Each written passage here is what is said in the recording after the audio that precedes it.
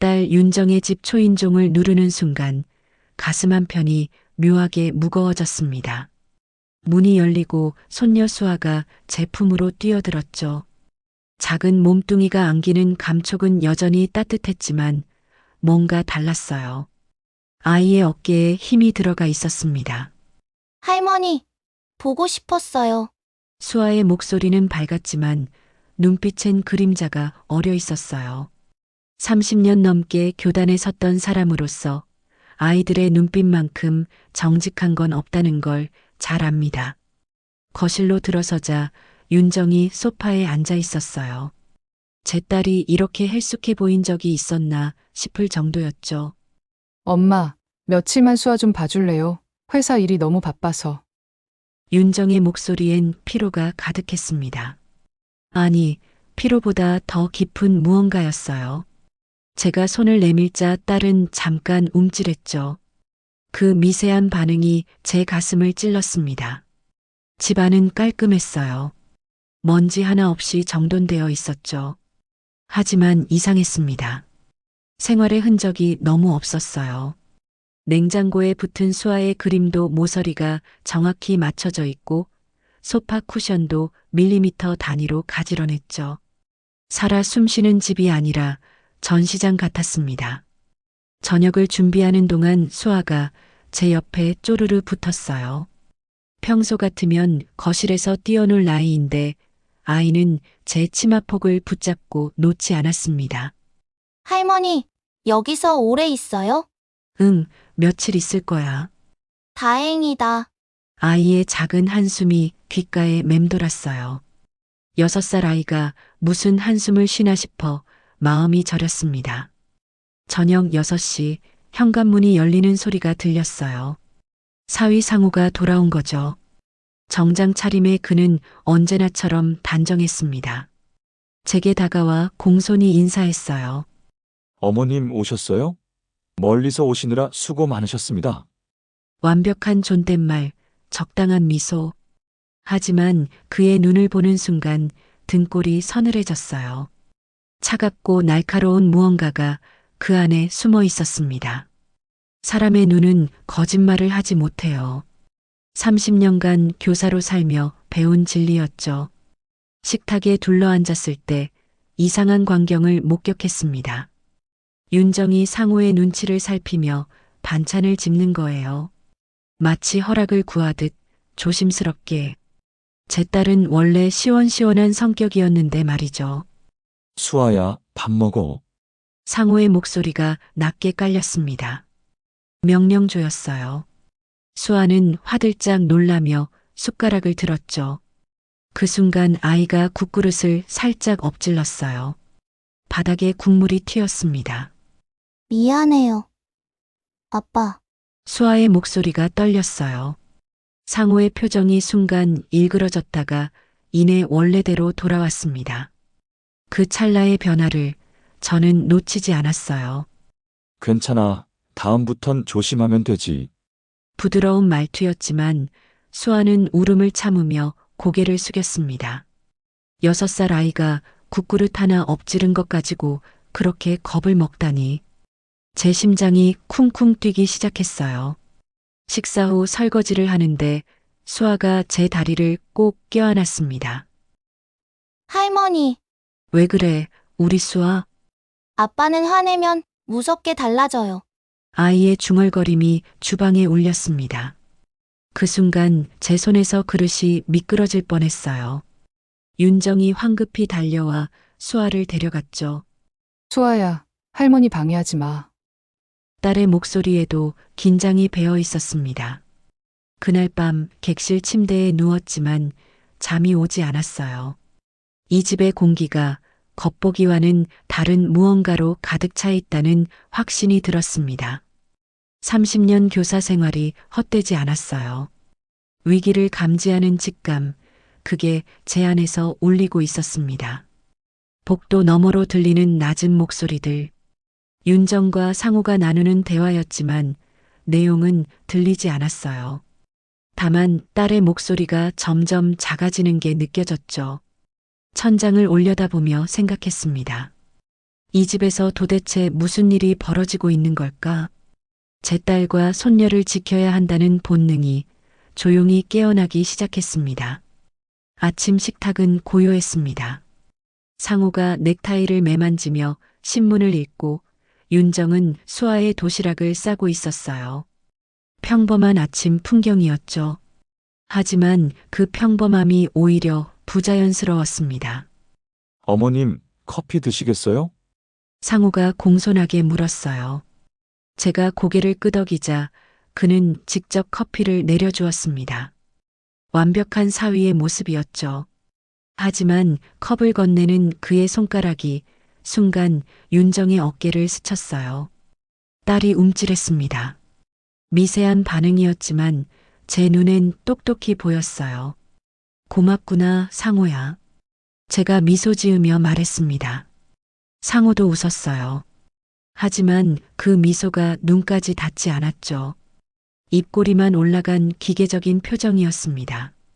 학교에서 수없이 봤던 얼굴이에요. 겉으로만 예의 바른 척하는 학생들의 그것과 똑같았습니다. 상우가 출근하고 나자 집안 공기가 조금 풀렸어요. 윤정의 어깨에서 힘이 빠지는 게 보였습니다. 제가 설거지를 하는데 딸이 옆에 섰어요. 윤정아, 요즘 많이 힘들어 보이는구나. 아니에요. 괜찮아요. 즉각적인 부정이었습니다. 너무 빨랐어요. 거짓말하는 사람의 전형적인 반응이었죠. 제가 딸의 손목을 잡자 윤정이 화들짝 놀라며 손을 빼냈습니다. 그때 소매가 살짝 거쳤어요. 팔목에 희미한 멍 자국이 보였습니다. 이게 뭐니? 아, 이거요? 회사에서 문에 부딪혔어요. 또 거짓말이었어요. 제 딸은 원래 눈을 못 마주치고 거짓말을 못하는 아이였는데 지금은 제 눈을 피하고 있었습니다. 가슴이 무너져 내렸어요. 낮 동안 수아를 유치원에 데려다주고 돌아오는 길이었습니다. 윤정이 전화를 받았어요. 상호였죠. 응, 알았어. 그래, 조심할게. 짧은 통화였지만 딸의 목소리가 점점 작아졌습니다. 전화를 끊고 나서 윤정의 손이 떨리고 있었어요. 무슨 일이니? 아무것도 아니에요. 상우가 오늘 일찍 들어온대요. 그게 왜 문제가 되는지 이해할 수 없었습니다. 남편이 일찍 퇴근한다는데 왜 딸은 그렇게 불안해하는 걸까요? 저녁 무렵 상우가 돌아왔습니다. 손에 꽃다발을 들고 있었어요. 윤정에게 건넸죠. 오늘 일 잘 됐어. 고마워. 아, 응. 윤정이 꽃을 받으며 어색하게 웃었습니다. 제게는 다정한 부부로 보일 수 있는 장면이었죠. 하지만 뭔가 어긋나 있었어요. 윤정의 웃음이 진짜가 아니었습니다. 상호의 눈빛도 마찬가지였어요. 사랑이 아니라 소유욕 같은 게 그 안에 들어 있었습니다. 식사 중에 상호가 말했어요. 어머님, 저희 집안일은 제가 잘 챙기니까 걱정 마세요. 공손한 말투였지만 그 안에 담긴 의미를 알 수 있었습니다. 간섭하지 마세요라는 경고였죠. 제가 미소 지으며 대답했어요. 그래, 내가 잘하는구나. 하지만 속으로는 다짐했습니다. 절대 물러서지 않겠다고. 식사 후 상우가 거실에서 텔레비전을 보고 있을 때였어요. 수아가 소파에 올라가 아빠 옆에 앉으려 했습니다. 상우의 표정이 순간 일그러졌어요. 수아야, 아빠 피곤해. 저리 가 있어. 차갑게 내뱉는 말이었습니다. 수아는 고개를 떨구고 제 방으로 갔어요. 6살짜리가 아빠한테 거부당한 거죠. 제 눈앞에서 벌어진 일이었습니다. 밤늦게 화장실에 가려고 복도를 지나는데 부부방에서 소리가 들렸어요. 상호의 목소리였습니다. 내가 뭐라고 했어? 장모님 앞에서 조심하라고. 미안해. 미안하면 다야? 넌 항상 이래. 낮게 깔리는 목소리였지만 그 안에 분노가 문틈으로 새어나왔습니다. 윤정의 흐느끼는 소리가 희미하게 들렸어요. 제 다리가 그 자리에 얼어붙었습니다. 객실로 돌아와 침대에 앉았어요. 손이 떨렸습니다. 30년간 교사로 살며 수많은 문제를 마주했지만 이건 차원이 달랐어요. 제 딸이, 제 손녀가 고통받고 있었습니다. 그것도 겉으로는 완벽해 보이는 남자의 손에. 상호의 미소가 자꾸 떠올랐어요. 그 완벽하고 정중한 태도 뒤에 숨은 진짜 얼굴. 통제하고 억압하는 폭력. 교사 시절 배운 게 있었습니다. 가장 위험한 폭력은 보이지 않는 곳에서 일어난다는 것. 그리고 지금 그 폭력이 제 가족을 짓누르고 있었습니다. 창밖을 보며 다짐했어요. 반드시 진실을 밝혀내겠다고. 제 딸과 손녀를 이 고통에서 구해내겠다고. 교사로서가 아니라 어머니로서, 할머니로서 말이죠. 수아와 함께 자게 된 지 사흘째 밤이었습니다. 아이는 제 품에 꼭 안겨 잠들었어요. 작은 숨소리가 고르게 들렸죠. 평화로운 얼굴이었지만 낮에 보였던 긴장한 표정이 자꾸 떠올랐습니다. 한밤중이었어요. 갑자기 수아가 뒤척이기 시작했습니다. 꿈을 꾸는 모양이었죠. 작은 손이 이불을 움켜쥐었어요. 싫어요. 안 할게요. 아이의 잠꼬대가 어둠 속에 퍼졌습니다. 제 심장이 빠르게 뛰기 시작했어요. 수아의 이마에 땀이 맺혀 있었죠. 할머니, 녹음기. 그 단어를 듣는 순간 제 온몸이 얼어붙었습니다. 녹음기라니. 6살 아이 입에서 왜 그런 말이 나오는 걸까요? 아빠랑 녹음기 놀이했어요. 나쁜 말 하면 혼나요. 수아의 중얼거림이 계속됐습니다.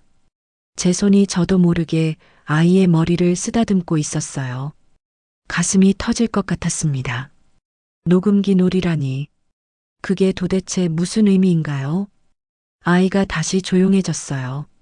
하지만 저는 잠을 이룰 수 없었습니다. 천장을 보며 수아의 말을 곱씹었죠. 녹음기로 무얼 하는 걸까? 왜 나쁜 말을 하면 혼이 나는 걸까? 퍼즐 조각이 맞춰지지 않았어요. 다음 날 아침 윤정에게 물었습니다. 수아를 유치원에 보내고 단둘이 남았을 때였어요. 윤정아, 혹시 집에 녹음기 같은 거 있니? 딸의 얼굴이 하얗게 질렸습니다. 컵을 들던 손이 멈췄어요. 왜요, 갑자기? 수아가 잠꼬대로 그러더구나. 녹음기 놀이 한다고. 아, 그거요. 윤정이 시선을 피했습니다. 또 거짓말하려는 신호였어요. 제가 딸의 손을 잡았죠. 엄마한테는 솔직하게 말해봐. 무슨 일이 있는 거니? 아무 일도 없어요. 그냥 수아가 장난친 거예요. 요즘 아이들은 그런 놀이도 해요. 말끝을 흐리는 목소리였습니다. 확신이 없는 거짓말이었죠.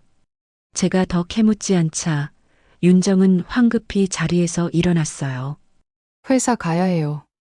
늦었어요. 딸이 서둘러 나가는 뒷모습이 너무 작아 보였습니다. 30년 교사 생활 중 가장 답답한 순간이었어요. 진실이 눈앞에 있는데 손에 잡히지 않았습니다. 낮 동안 혼자 집을 살폈어요. 녹음기를 찾아보려고요. 하지만 어디서부터 찾아야 할지 막막했습니다. 서재도 뒤져봤고 안방 서랍도 조심스럽게 열어봤어요. 아무것도 없었죠. 수아를 데리러 유치원에 갔습니다. 돌아오는 길에 아이에게 물었어요. 수아야, 녹음기 놀이가 뭐야? 아이의 표정이 굳었습니다. 작은 입술이 파르르 떨렸어요. 할머니한테 말하면 안 돼요. 비밀이에요. 누가 비밀이래? 아빠가요. 가족끼리만 아는 비밀이래요. 제 목소리가 떨렸습니다. 6살 아이에게 비밀을 강요하다니. 그것도 가족이라는 이름으로. 수아야, 할머니는 가족이잖아. 할머니한테는 말해도 돼. 수아가 고개를 저었어요. 겁에 질린 눈빛이었습니다. 안 돼요. 아빠가 화내요. 그날 저녁 상우가 일찍 들어왔습니다. 퇴근하자마자 수아를 안아 올렸어요. 겉으로 보기엔 다정한 아버지였죠. 우리 수아, 오늘 유치원에서 뭐 했어? 그림 그렸어요. 그래? 아빠한테 보여줄래? 네, 수아의 대답이 기계적이었습니다. 상우가 아이를 내려놓으며 제게 말했어요. 어머님, 수고 많으셨습니다. 편히 쉬세요. 완벽한 예의였지만 그 말 속에 담긴 의미를 읽을 수 있었습니다. 이제 물러가세요라는 뜻이었죠. 제가 방으로 들어가려는데 수아가 뒤따라왔어요. 문을 닫고 아이를 무릎에 앉혔습니다. 수아야, 할머니가 지켜줄게. 무서운 거 있으면 말해. 할머니, 아이의 눈에서 눈물이 주르륵 흘렀습니다. 작은 몸이 제 품에서 떨렸어요. 제가 아이를 꼭 안았습니다. 그 순간 결심했어요. 반드시 진실을 밝혀내겠다고. 녹음기가 무엇이든 그 비밀이 무엇이든 말이죠. 밤이 깊었습니다. 수아는 제 품에서 잠들었지만 저는 한숨도 잘 수 없었어요. 녹음기라는 단어가 머릿속을 맴돌았습니다. 내일은 반드시 찾아내야 했어요. 제 손녀를, 제 딸을 구하기 위해서. 윤정과 상우가 모두 출근한 오전이었습니다. 수아를 유치원에 보내고 혼자 집에 남았어요. 진실을 찾아야 했습니다. 더 이상 미룰 수 없었죠. 거실부터 차근차근 살폈어요. 소파 쿠션 아래, 텔레비전 장 서랍, 화분 뒤까지 아무것도 없었습니다. 1시간이 흘렀고 제 이마에 땀이 맺혔어요. 벽시계를 올려다 봤습니다. 상우가 유난히 아끼는 물건이었죠. 독일제 골동품이라며 항상 자랑했던 그 시계. 문득 이상한 생각이 들었어요. 왜 시계를 그렇게 높이 걸어뒀을까? 보통 사람 눈높이에 거는 게 자연스러운데. 의자를 가져와 올라섰습니다. 심장이 쿵쾅거렸어요. 시계를 조심스럽게 들어 올렸죠. 그 순간 뒤쪽에서 뭔가 떨어졌습니다. 바닥에 떨어진 건 작고 낡은 녹음기였어요. 손이 떨렸습니다. 녹음기를 주워 들었죠. 검은색 플라스틱 케이스, 작은 버튼들. 재생 버튼에 손가락이 갔어요. 누를까 말까 망설였습니다. 하지만 알아야 했어요. 진실이 무엇인지. 버튼을 눌렀습니다. 잡음이 흐르다가 목소리가 들렸어요. 상우의 목소리였습니다. 낮고 차갑게 가라앉은 음성이었죠.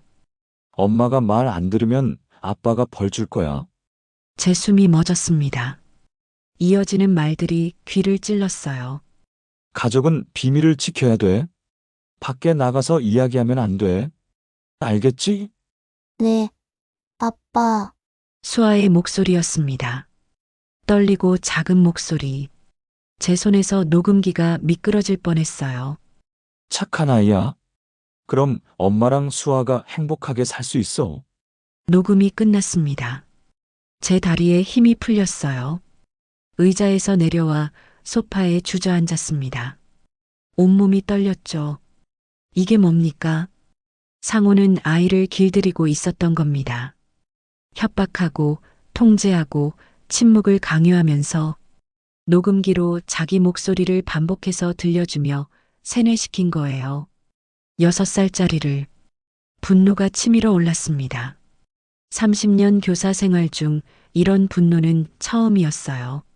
수많은 아이를 봤지만 제 손녀가 이런 일을 당할 줄은 몰랐습니다. 아니, 알면서도 막지 못했던 제 자신이 원망스러웠어요. 녹음기를 다시 재생했습니다. 몇 번을 들었는지 모릅니다. 들을수록 더 많은 게 보였어요. 상호의 목소리에 담긴 냉정함, 수아의 대답 속 공포, 그리고 윤정에 대한 간접적인 협박. 엄마가 말 안 들으면 윤정도 이 녹음기를 알고 있었던 거죠. 아니, 어쩌면 윤정을 겨냥한 것일 수도 있었습니다. 딸을 인질 삼아 아내를 통제하는 수법. 교묘하고 잔인했어요. 핸드폰을 꺼냈습니다. 윤정에게 전화를 걸었죠. 신호음이 길게 울렸어요. 여보세요, 엄마?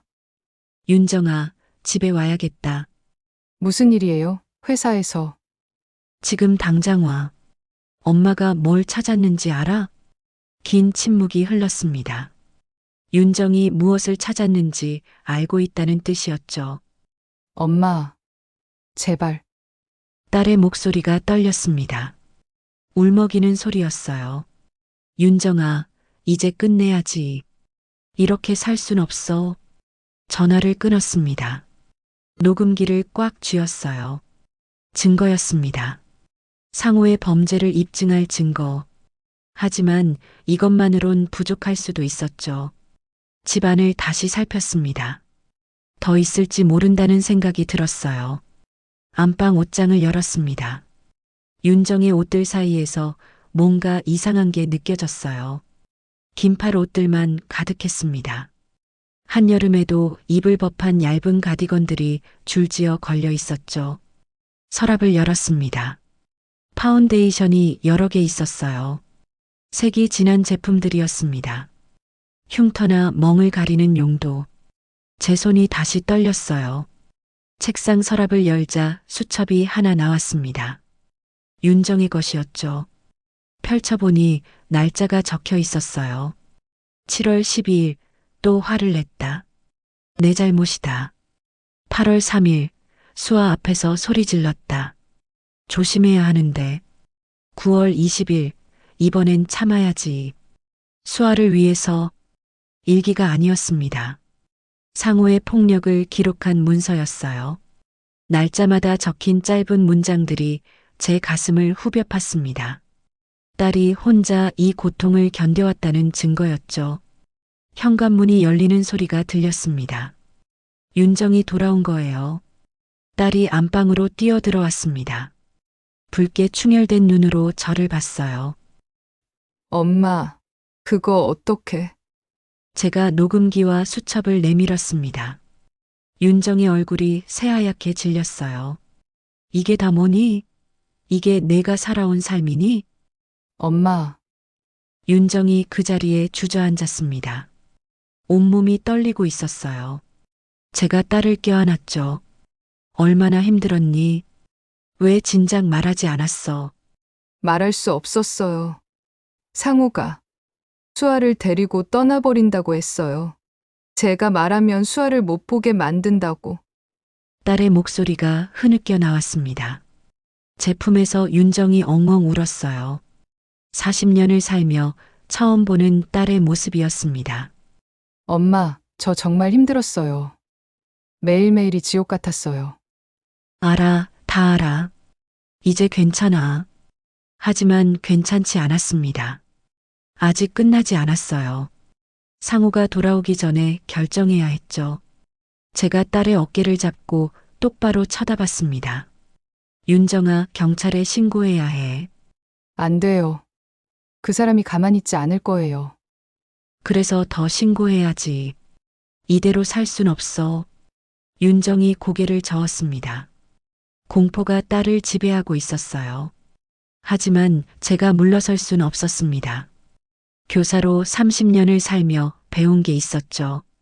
침묵은 폭력을 키운다는 것. 그리고 지금 제 가족의 침묵이 폭력을 방치해왔다는 것. 엄마가 할게. 엄마가 신고할게. 엄마, 안 돼요. 윤정이 제 손을 붙잡았습니다. 하지만 제 결심은 확고했어요. 녹음기를 다시 쥐었습니다. 이건 증거였고 무기였고 희망이었습니다. 제 손녀와 딸을 구할 유일한 방법이었죠. 창밖을 봤습니다. 오후 햇살이 따사로웠어요. 하지만 이 집안은 여전히 어둠에 잠겨 있었습니다. 그 어둠을 걷어내야 했어요. 이제 시작이었습니다. 진짜 싸움은 지금부터였죠. 윤정과 마주 앉았습니다. 딸의 손을 꼭 잡았어요. 떨리는 손이었죠. 윤정아, 엄마 말 들어봐. 이대로는 안 돼. 엄마, 제 말도 들어봐요. 상우가 어떤 사람인지 몰라요. 딸의 목소리에 절박함이 묻어났습니다. 하지만 저도 물러설 수 없었어요. 알아. 바로 그래서 신고해야 하는 거야. 신고하면 더 위험해져요. 그 사람 인맥이 얼마나 넓은데. 윤정이 고개를 흔들었습니다. 상호에 대한 공포가 딸을 지배하고 있었어요. 30년 교사 생활 중 이런 경우를 많이 봤습니다. 피해자가 가해자를 더 두려워하는 역설. 그래서 더 빨리 해야지. 시간이 지날수록 더 힘들어져. 제가 녹음기를 테이블에 올려놨습니다. 작은 기계였지만 거기 담긴 진실은 무거웠죠. 이게 증거야.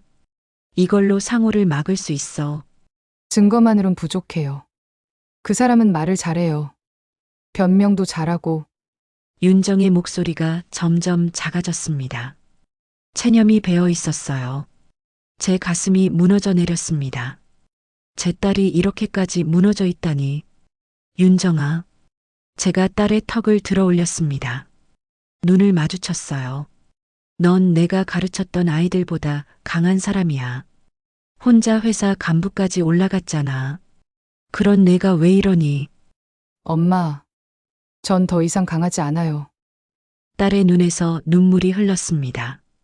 제 가슴이 찢어지는 것 같았어요. 하지만 여기서 무너지면 안 됐습니다. 그럼 엄마가 강해질게. 엄마가 너를 지킬게. 엄마도 못 막아요. 그 사람은. 막을 수 있어. 제 목소리가 단호했습니다. 30년 교단에서 문제 학생들과 맞서며 배운 게 있었죠. 물러서지 않는 것, 포기하지 않는 것. 핸드폰을 꺼냈습니다. 112를 누르려는데 윤정이 제 손을 잡았어요. 엄마, 제발. 수아 생각해요. 아빠가 이런 사람이라는 걸 알면 수아가 얼마나 상처받겠어요. 지금도 상처받고 있잖아. 매일 밤 악몽 꾸고 아빠 눈치 보면서 사는 게 상처가 아니니? 제 말에 윤정이 입을 다물었습니다. 반박할 수 없었던 거죠.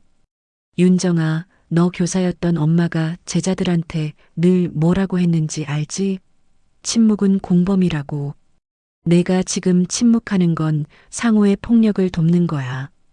엄마, 너는 내 제자였어도 구했을 거야. 제 목소리가 떨렸습니다. 감정이 북받쳐 올랐어요. 그런데 내 딸인데, 내 손녀인데, 그냥 둘 순 없지. 윤정이 제 품에 안겼습니다. 어린아이처럼 엉엉 울었어요. 40년을 살며 지쳐버린 딸의 무게가 느껴졌습니다. 엄마. 무서워요. 엄마가 있어. 괜찮아. 한참을 그렇게 있었습니다.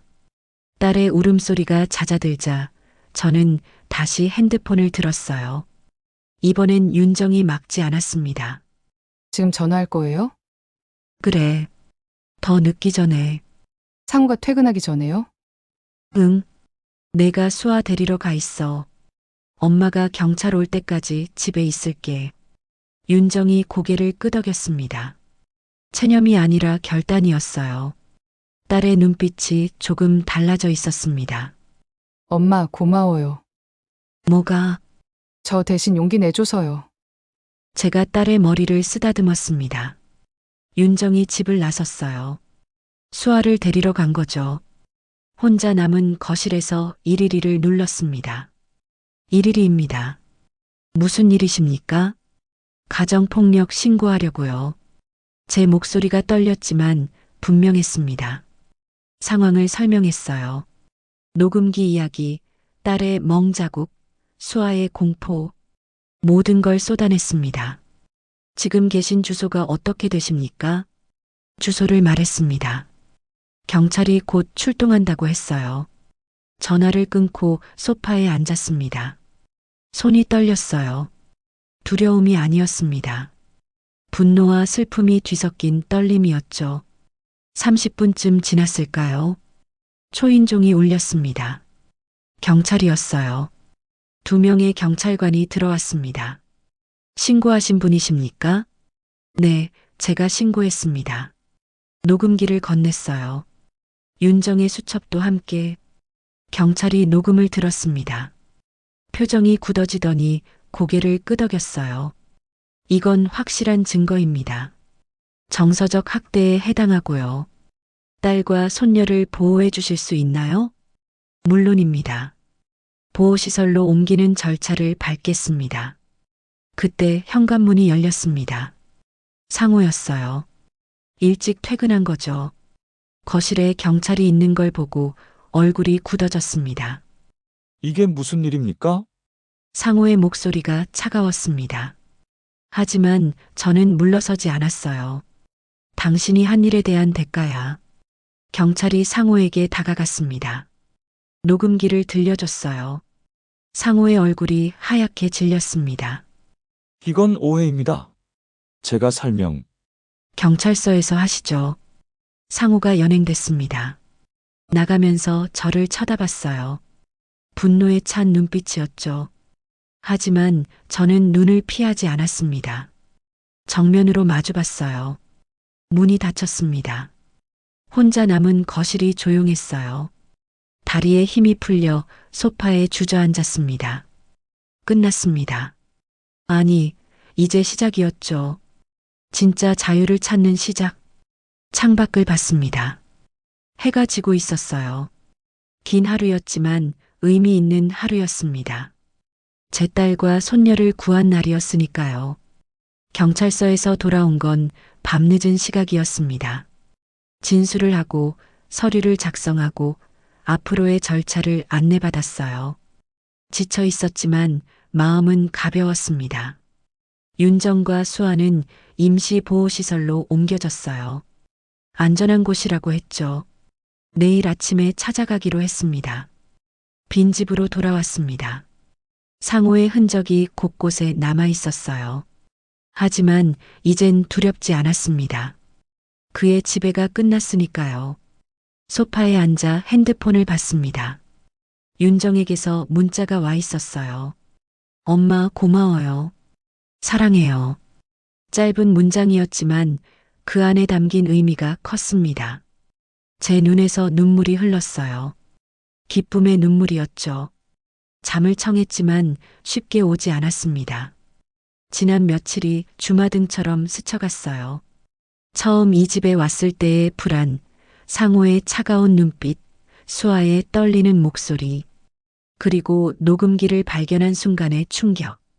모든 게 빠르게 지나갔습니다. 하지만 결과는 명확했어요.